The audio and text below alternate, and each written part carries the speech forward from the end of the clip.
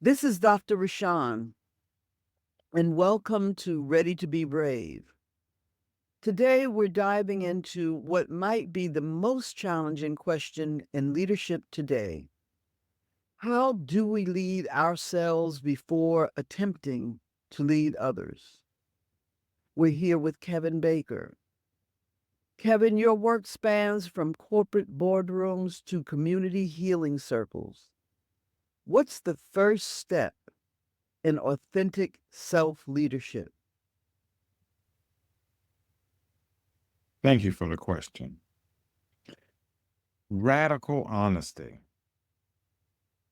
Most people are leading from unexamined wounds, using their position to heal childhood hurts, prove their worth, and or silence inner critics, right? They really become almost like that schoolyard bully. True self-leadership begins when you have the courage to ask, what am I running from? What am I trying to prove? And who am I beyond those patterns? Hmm. Oftentimes, I find that there is who I am versus who I think I am that has to be examined. You've worked with C-suite executives who look successful by every external measure, but still struggle with this. I think one of the terms that is used around this is imposter syndrome. Why is self-leadership so elusive, even for accomplished people? Great question. Because our culture rewards achievement over awareness. We celebrate doing over being.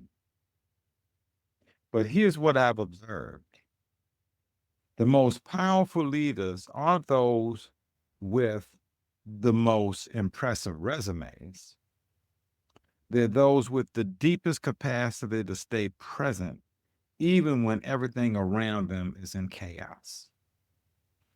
Is this kind of self-work really practical in organizations who are focused solely on bottom line results? Absolutely. It's not just practical, it's essential.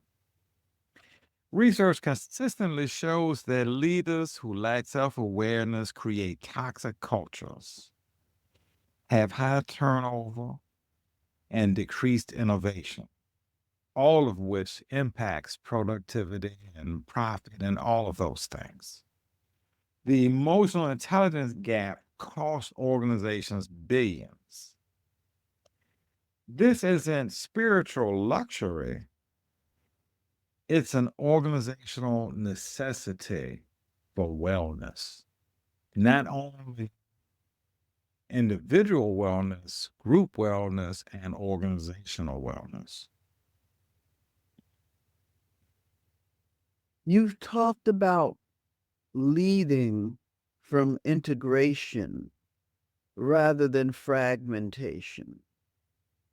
And what exactly does that mean?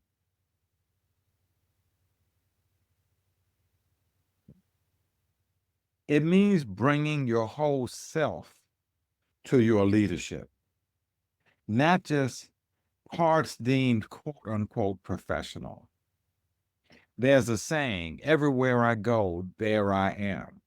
So, this thing of separating personal from professional is a myth. When we compartmentalize, we lose access to our intuition, our creativity, our ancestral wisdom. Integration means honoring all of it: your culture, your lived experience, your deepest values, and leading from that wholeness. You may have people listening, who, after hearing you recognize that they've been leading from woundedness. Is there a practice? Is there something that they can do starting today to change? Yes. I would suggest starting with the body, not the mind. For 3 minutes each day, each morning, place one hand over your heart and one over your belly and simply breathe. Notice what sensations arise within you without judgment. That simple practice begins to rebuild the connection between your nervous system and your leadership presence. It's really getting in touch with the body and the sensations that come up in the body as you are moving through your day. Thank you, Kevin. As always, this has been inspiring.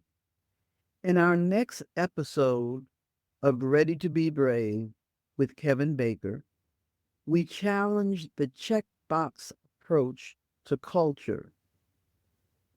Culture is not a checkbox. Join us as we explore what it takes to create an authentic belonging in organizations.